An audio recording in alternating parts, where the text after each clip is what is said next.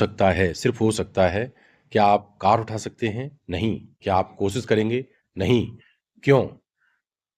क्योंकि हमारा मन हमको बताता है कि कार उठाना असंभव है। जिस काम को हमारा मन असंभव मानता है, हम उसे करने की कोशिश भी नहीं करेंगे। ऐसे बहुत से लोग हैं जिन्होंने मुश्किल समय में कार उठाई हैं।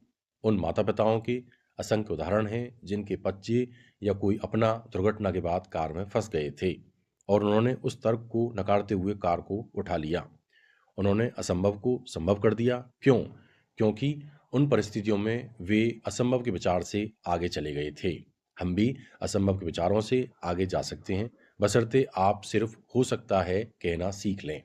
विचारों की 4 स्टेज होती हैं, जिनमें हमारी उपलब्धियां की क्षमता निर्धारित होती है। सबसे पहले तो पूरी तरह असंभव की स्टेज है, जहां हम कोशिश करने का विचार भी मन में नहीं लाते। दूसरा है शंका की स्टेज, जहां हमारी कम से कम 51% विचार ये होता है, हमारे विचार से ये काम हम नहीं कर पाएंगे और ना ही कर सकते हैं और इसलिए हम उसकी कोशिश भी नहीं करते।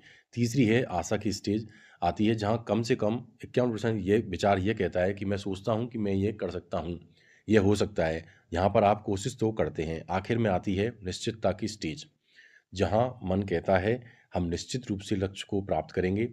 एक बार जब हम कोशिश करते हैं तो लक्ष्य हासिल करने के हमारे अवसर जबरदस्त रूप से बढ़ जाते हैं।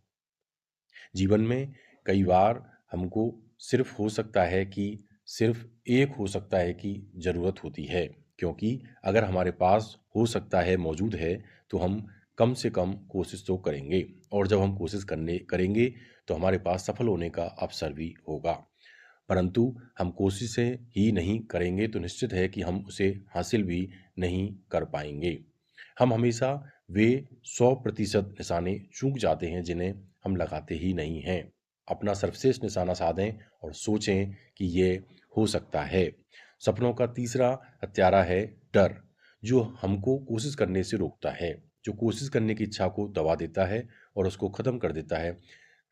इसीलिए एक रिसर्च से पता चला है कि इंसान में सिर्फ 2 अंदरूनी डर होते हैं। जब बच्चे इस धरती पर जन्म लेते हैं, तो उनके मन में 2 चीज़ों का डर होता है। पहला गिरने का डर और दूसरा है तेज़ आवाज़ों का डर। बाकी सभी डरों को वे सीखते हैं।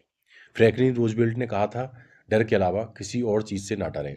और एलिनोर रूज़वेल्ट कहती हैं, "अगर आप डर को पहचान लें और इसकी ओर देखें और इसकी ओर कदम बढ़ाएँ, तो वह भाग जाएगा। कर्म ही डर का इलाज है।" धन्यवाद।